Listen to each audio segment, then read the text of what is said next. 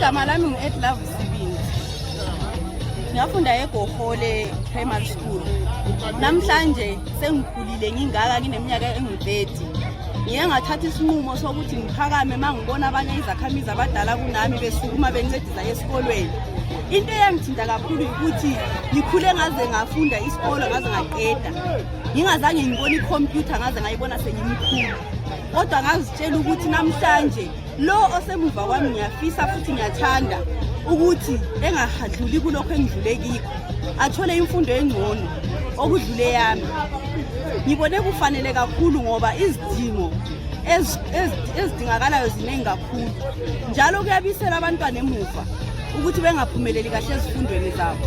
Lokho kwenzeke kimi amfisi kwenzeke kulo omncane kunami.